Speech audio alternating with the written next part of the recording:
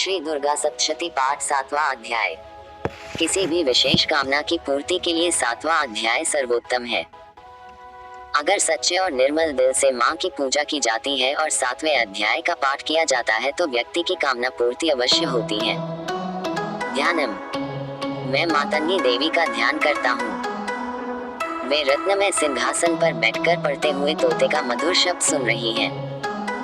उनके शरीर का वर्ण श्याम है। वे अपना एक पैर कमल पर रखे हुए हैं और मस्तक पर अर्धचंद्र धारण करती हैं तथा कहवार पुष्पों की माला धारण किए वीणा बजाती हैं। उनके अंग में कसी हुई चोली शोभा पा रही है।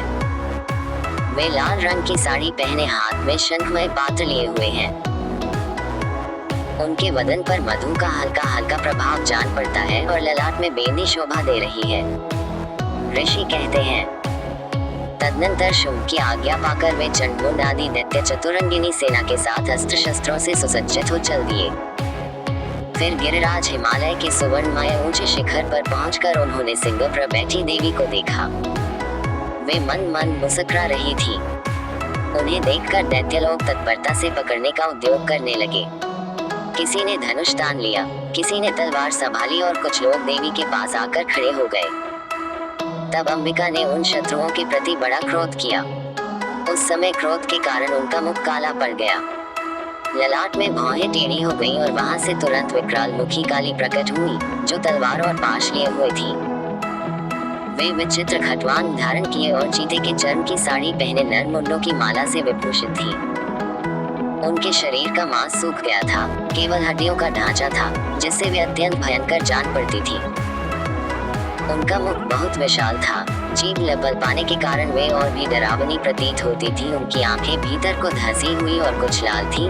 वे अपनी भयंकर गर्जना से संपूर्ण दिशाओं को गुंजा रही थी। बड़े बड़े दैत्यों का वध करती हुई वे कालिका देवी बड़े वेग से दैत्यों की उस सेना पर टूट पड़ी और उन सबको भक्षण करने लगी। वे पार्श्वरक्षकों, अंकुशधारी महावतों, योद्धाओं और घंटा सहित कितने ही हाथियों को एक ही हाथ से पकड़कर मुंह में डाल लेती थी। इसी प्रकार घोड़े, रथ और सारथी के साथ रथी सैनिकों को मुंह में डालकर वे उन्हें बड़े भयानक रूप से चबा डालती थी। 11 किसी के बाल पकड़ लेती, किसी का गला दबा देती, किसी को पैरों से कुचल डालती और किसी को छाती के धक्के से गिराकर मार डालती थी। वे असुरों के छोड़े हुए बड़े बड़े अस्त्र शस्त्र मुंह से पकड़ लेती और रोष में भरकर उनको दांतों से पीस डालती थी। काली ने बलवान एवं दुरात्मा दैत्यों की वह सारी सेना रौंद डाली, खा डाली और कितनों को मार भगाया। कोई तलवार के घाट उतारे गए, कोई खटवांग से पीटे गए और कितने ही असुर दांतों के अग्रभाग से कुचले जाकर मृत्यु को प्राप्त हुए।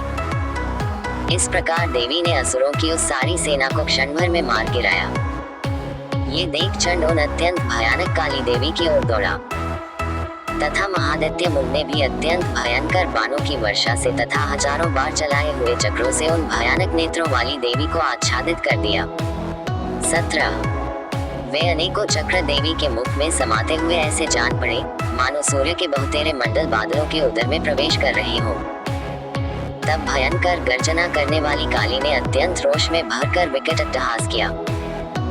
उस समय उनके विकराल वदन के भीतर कठिनता से देखे जा सकने वाले दांतों की प्रभा से वे अत्यंत उज्ज्वल दिखाई देती थी। देवी ने बहुत बड़ी तलवार हाथ में ले हम का उच्चारण करके चंड पर धावा किया और उसके केश पकड़कर उसी तलवार से उसका मस्तक काट डाला। चंड को मारा गया देखकर मुंड भी देवी की ओर दौड़ा। तब देवी ने रोष में भरकर उसे भी तलवार से घायल करके धरती पर सुला दिया। महाप्रक्रमी चंड और मुंड को मारा गया देख मरने से बची हुई बाकी सेना भय से व्याकुल हो चारों ओर भाग गई। तदनंतर काली ने चंड और मुंड का मस्तक हाथ में ले चंडिका के पास जाकर प्रचंड अट्टहास करते हुए कहा, देवी, मैंने चंड और मुंड नामक इन 2 महापशुओं को तुम्हें भेंट किया है। अब युद्ध यज्ञ में तुम शुंभ और निशुंभ का स्वयं ही वध करना।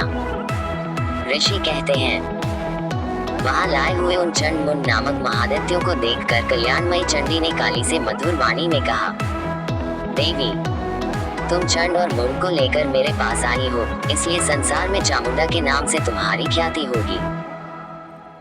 इस प्रकार श्री मार्कंडेय पुराण में सावर्णिक मनवंतर की कथा के अंतर्गत देवी महात्म्य में चंड मुंड वध नामक 7वां अध्याय पूरा हुआ।